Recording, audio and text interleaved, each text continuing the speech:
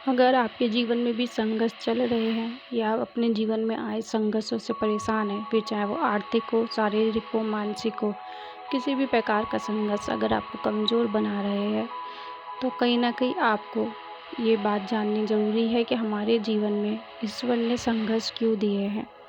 क्यों ईश्वर चाहते हैं कि जो उनके प्रिय हैं, उनके जीवन में संघर्ष रहें? क्योंकि किसी ने बहुत अच्छा और खूबसूरत कहा है कि मुस्कुरा वो रहा है जिसे जिसे दर्द ने पाला होगा, और चल वो ही रहा है जिसके पैर में छाला होगा। बिना संघर्ष के इंसान चमक ही नहीं सकता। जो जलेगा उसी दिए में उजाला होगा। हम में से बहुत से ऐसे लोग ऐसे हैं जो संघर्ष से बचना चाहते हैं, लेकिन उन्हें ये याद रहना चाहिए कि संघर्ष ही तो जीवन की आत्मा है। इसलिए कहते हैं कि जितना कठिन संघर्ष होगा उतनी ही शानदार जीत भी होगी। इसी बात को समझने के लिए हम यहाँ पर एक कहानी के द्वारा समझेंगे कि ईश्वर ने संघर्ष क्यों बनाया है और ईश्वर क्यों चाहता है कि जो उसके प्रिय हैं वो हमेशा संघर्षों का सामना करें और उनसे एक बेहतर इंसान बनकर निकलें। एक किसान जो भगवान को बहुत मानता था, एक बार वह किसान भगवान से बहुत ही नाराज़ हो गया। किसान बहुत ही मेहनती था। बहुत मेहनत के बाद वह खेती में अनाज उगाता, उसकी देखभाल करता, लेकिन अक्सर उसकी फसल खराब हो जाती थी।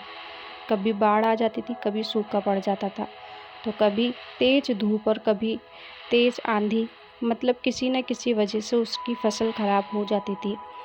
एक दिन की बात है, किसान गुस्से में आसमान की तरफ देखकर भगवान से कहता है कि ईश्वर, आपको लोग कहते हैं, सर्वज्ञता मानते हैं, आपकी मर्ज़ी के बिना एक पत्ता भी नहीं हिलता, पर मुझे तो ऐसा लगता है कि आपको तो छोटी से छोटी बातों का भी नहीं पता।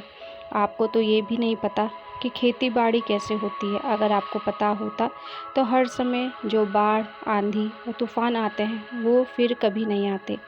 आप नहीं जानते कि इससे कितना नुकसान होता है।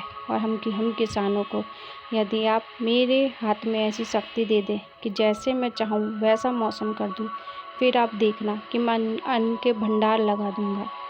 भगवान किसान के इन तीखे वाक्यों को सुनकर मुस्कुरा रहे थे और वह किसान के सामने प्रकट हुए और बोले, मैं आज से तुम्हें एक ऐसी शक्ति देता हूँ कि तुम अपने खेतों पर तुम्हारी इच्छा हो वैसा तुम मौसम कर दोगे।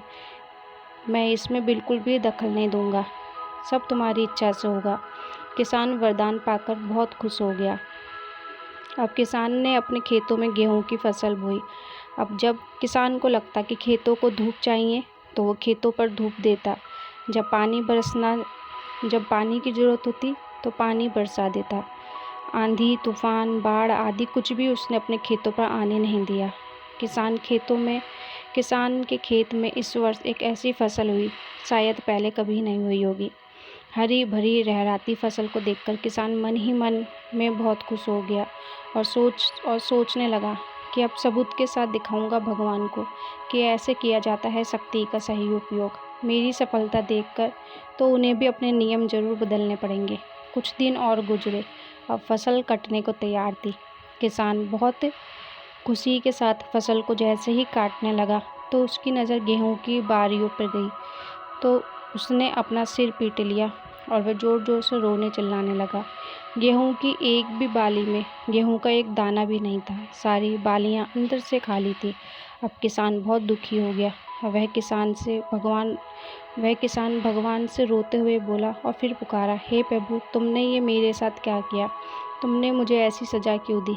भगवान प्रकट हुए बोले, पुत्र, ये तो होना ही था, क्योंकि तुमने अपनी फसल को संघर्ष करने का मौका ही नहीं दिया। तुमने तो उन्हें आंधियों से जूझने ही नहीं दिया, ना तेज़ बारिश को सहने दिया और ना ही धूप में तपने दिया।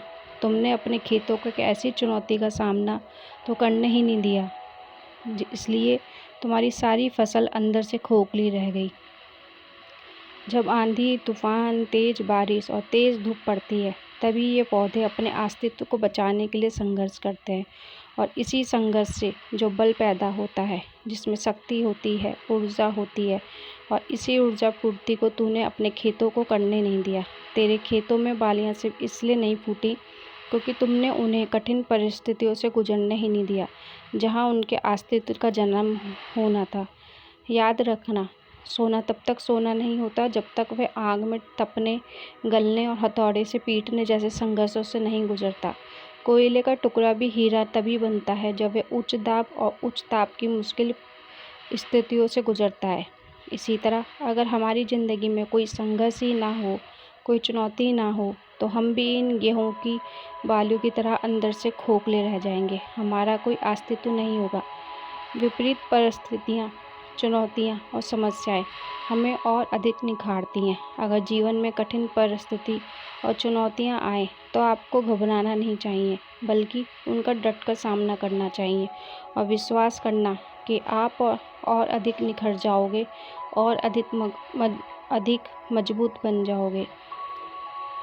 और वैसे भी कहा जाता है कि ज़िंदगी जीना आसान नहीं होता, बिना संघर्ष के कोई महान नहीं होता। जब तक ना पड़े हथौड़े की चोट तब तक कोई भी पत्थर भी भगवान नहीं होता। तो इस बात का हम सबको विशेष ध्यान रखने की ज़रूरत है कि अगर आपके जीवन में संघर्ष चल रहे हैं तो उनको एक अवसर समझिए। वो अवसर हैं जो भगवान द्वारा आपको दिए गए हैं एक बेहतर इंसान बनने के लिए, एक निखरने के लिए आपको वो समय दिया गया है कि जिसमें अगर आप इन संघर्षों पे टूटे नहीं और उनका डट कर सामना करा, उनसे हारे नहीं, तो आप वो बनकर निकलोगे जो आप शायद कभी थे ही नहीं। तो हमेशा जब भी आपके संघर्ष में आप आए या आप संघर्षों से गुजर रहे हों, फिर चाहे वो शारीरिक हो, आर्थिक हो, मानसिक हो, पारिवारिक हो, कैसा भी संघर्ष हो, उसको केवल एक अवसर मानिए खुद को एक बेहतर इंसान बनाने के लिए। तो आशा करती हूँ अगर आपके जीवन में भी संघर्ष चल रहे होंगे तो आप उनसे अब परेशान ना होकर उनको एक अवसर समझकर उनका एक हंसते हुए उनका सामना करेंगे और जो आप आज हैं उससे बहुत बेहतर इंसान बनकर अपने इन संघर्ष के दौर से निकलेंगे। आशा करती हूँ ये वीडियो आपको पसंद आई होगी। अगर आपको पसंद आई है तो लाइक, कमेंट, शेयर ज़रूर करें और अगर आपने इस चैनल को सब्सक्राइब नहीं किया है तो सब्सक्राइब ज़रूर करें। अभी तक की वीडियो देखने के लिए आप सभी का बहुत बहुत धन्यवाद है। आप सभी को जय माता की, जय गुरुवर की।